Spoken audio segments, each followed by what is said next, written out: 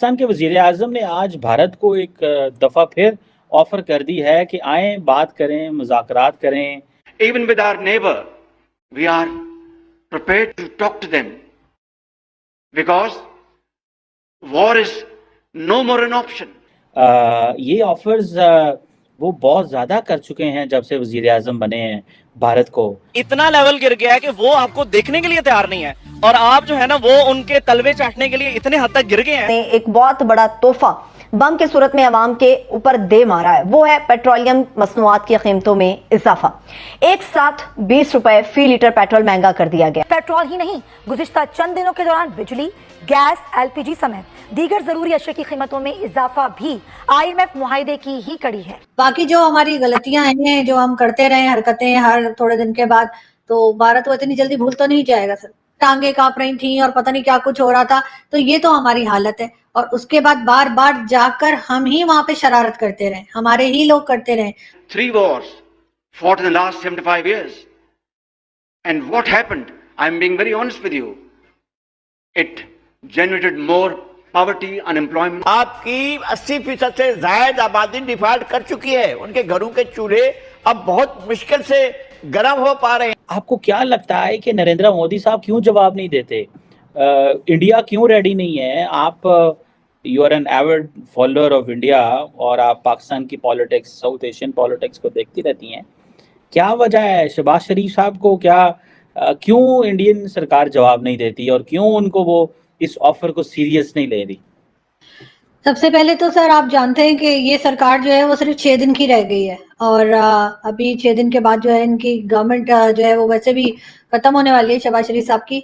और उससे पहले भी जब से ये गवर्नमेंट आई है किसी ने भी इसको सीरियसली नहीं लिया। वैसे तो खैर बाकी गवर्नमेंट्स को भी कोई नहीं लेता, लेकिन इनको तो बिल्कुल ही नहीं लिया। तो शायद एक रीजन ये भी होगा। उसके बाद ये कि अगर इलेक्शंस होते हैं, जो कि बार बार कहा जा रहा है कि डिले हो जाएंगे, जो कि होने तो नहीं चाहिए, लेकिन अगर जब भी इलेक्शंस हो जाएंगे और जो नई गवर्नमेंट आएगी जिसमें काफी चांसेस हैं कि नवाज शरीफ साहब आएंगे एज अ प्राइम मिनिस्टर, तो फिर एक जब पक्की गवर्नमेंट आएगी, या पक्की से मेरा मतलब है एक प्रॉपर गवर्नमेंट आएगी, उसके बाद ही शायद भारत या कोई भी दूसरी कंट्री जो है वो बात करने को तैयार हो, हाँ कहे या ना कहे। अभी आपको भी पता है, मुझे भी पता है कि शहबाज शरीफ साहब की क्या हैसियत है और कितनी पावर है उनके हाथ में। और दूसरा ये कि वो 6 दिन रह गए हैं, तो अब वो ये बात कर रहे हैं। उनको तो ये बात जब वो आए थे पहले दूसरे दिन में ही कर लेनी चाहिए थी। अब 6 दिन में वो ऐसा क्या करिश्मा दिखाएंगे जिसमें, या चमत्कार दिखाएंगे जिसमें कि सब कुछ ठीक हो जाए। जो नई गवर्नमेंट आएगी और अगर वो 5 साल निकालती है या नहीं निकालती, लेकिन फिर भी जाहिर है वो स्टैब्लिशमेंट की फेवरेट होगी और फॉर द टाइम बिंग हम कह सकते हैं कि जब उनको लाया जाएगा तो वो अगर ये बात करते हैं, उसके बाद हो सकता है कि इंडिया की तरफ से कोई रिस्पॉन्स आए। वैसे तो आपने देखा होगा कि उनके पार्लियामेंट में भी ये बात कुछ दिन पहले कही गई थी कि पाकिस्तान के साथ जो है वो ट्रेड होनी चाहिए, या पाकिस्तान के साथ जो है वो इकोनॉमी पे बातचीत होनी चाहिए। खैर वहां भी उन्होंने डिसाइड नहीं किया, लेकिन ये डिबेट जरूर उनके यहाँ चल रही थी। बाकी जो हमारी गलतियां हैं, जो हम करते रहे हरकतें हर थोड़े दिन के बाद, तो भारत वो इतनी जल्दी भूल तो नहीं जाएगा सर। क्या गलतियां आपने कर दी हैं मैडम? आपको याद होगा कि जब प्राइम मिनिस्टर मोदी दोबारा इलेक्शन में आ रहे थे 2019 में, तो उन्होंने इंटरनेशनल लॉ की वायलेशन करते हुए पाकिस्तान के अंदर सर्जिकल स्ट्राइक की थी। तो उसका रिस्पांस में पाकिस्तान की सरकार ने जवाब दिया और बड़ा मेजर्ड, कैलकुलेटेड जवाब दिया और एस्केलेशन भी नहीं की, बल्कि उसके बात को डी-एस्केलेट किया हालात को, और इवन के इंडिया का जो पायलट था वो भी वापस कर दिया।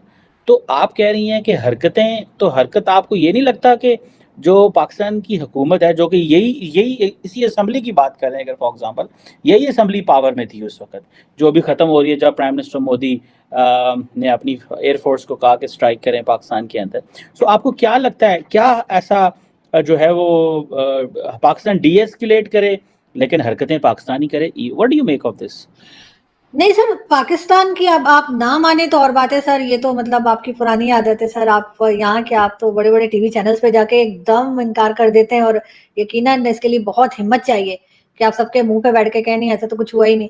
और सर इसके लिए मैं आपको सलामी देती हूँ। लेकिन मैं वही बताने लगी हूँ सर, कितनी बार हमारे यहाँ से जो कश्मीर साइट है वहां से कितनी बार लोग पकड़े गए हैं वहां इंडिया में जाते हुए। अभी रिसेंटली छोड़ दीजिए उन लोगों को। रिसेंटली हमारा एक ड्रोन जो था वो उधर वाघा बॉर्डर के पास ही चकरा के गिर गया था, जिसमें ड्रग्स थी। कितनी बार वो लोग कह चुके हैं कि जी आपके यहाँ से हथियार आते हैं, आपके यहाँ से ड्रग्स आती हैं, और उसका सबूत भी अभी हमें मिल गया कि वहां पर जो आपने हामिद मीर साहब का शो भी देखा होगा, उसमें वो बात कर रहे हैं किसी मिनिस्टर से, और उन्होंने कहा कि हाँ जी यहाँ से ड्रोन जो हैं वो भी जाते हैं, हथियार भी जाते हैं, ड्रग्स भी जाती हैं। फिर मुंबई अटैक को ले लीजिए, चाहे पुलवामा को ले लीजिए, उड़ी को ले लीजिए, कितने ही ऐसे जो हम लोगों ने सो कॉल्ड एडवेंचर करने की कोशिश की कारगिल समेत, और उसके बाद जाहिर है आपके ख्याल से कि दूसरी तरफ के लोग जो हैं वो किसी किस्म का रिएक्शन नहीं करेंगे, वो हमें कुछ नहीं कहेंगे। उनका पायलट पकड़ लिया और उसके बाद जिस तरह से छोड़ना पड़ा वो भी हम जानते हैं। अगर इतने ही हम सही थे, इतना ही हमने ठीक तरीके से उसको अरेस्ट किया था और वो गलती पे थे, तो इतनी जल्दी क्यों छोड़ दिया? रखते ना 2-4 दिन। यहाँ पे तो ये तक कहा जा रहा था कि टांगे कांप रही थी और पता नहीं क्या कुछ हो रहा था। तो ये तो हमारी हालत है। और उसके बाद बार बार जाकर हम ही वहां पे शरारत करते रहे, हमारे ही लोग करते रहे, और बाकायदा कहते भी रहे हैं। बहुत से लोग ऐसे हैं जो मुल्क के अंदर बैठे हुए हैं और यहाँ से उल्टी सीधी स्टेटमेंट भी देते रहे, जिसमें रिलीजियस पार्टीज के लोग भी हैं और पॉलिटिकल पार्टी के लोग भी हैं। इन्हें कुछ और तो आता नहीं है, बस ये जाकर स्टेटमेंट देना होता है, इन्होंने उल्टा सीधा वो देते हैं, यूनाइटेड नेशन तक पहुंच जाते हैं। अभी जो बिलावल भुट्टो गए थे वहां पर, जो आपने देखा एससीओ की मीटिंग में, तो उधर भी वो एक जिस तरह का माहौल क्रिएट करके आए, तो वो ऐसे लोग तो नहीं लग रहे थे जो जरूरतमंद है या जो मुसीबत में है और उनको जरूरत है, जो कि हर बार लोग कहते हैं, पाकिस्तान के भी लोग कहते हैं कि इंडिया के साथ टर्म्स बेहतर होने चाहिए। लेकिन हमारे लीडर जब उठते हैं कोई उल्टा सीधा स्टेटमेंट दे के आते हैं। वैसे एक चीज इन सब में कॉमन है, जब ये जाने लगते हैं या चले जाते हैं, उसके बाद ये भी कहते हैं कि भारत से दोस्ती होनी चाहिए, भारत से टर्म्स अच्छे होने चाहिए, भारत की तारीफें शुरू कर देते हैं। इमरान खान ने भी यही किया, और अभी शहबाज शरीफ साहब भी, जब सिर्फ 6 दिन रह गए कि वो अपना बैग पैक करें और घर को रवाना हो, उससे पहले जो है वो भी इसी किस्म की स्टेटमेंट दे रहे हैं। अब कितनी ही गलतियां बार बार बताई जा चुकी हैं हमारी तरफ से जो हुई हैं, लेकिन उसके बाद भी अगर हम कहें नहीं हमने कुछ नहीं किया, तो बस इस पे तो सिर्फ अफसोस ही किया जा सकता है।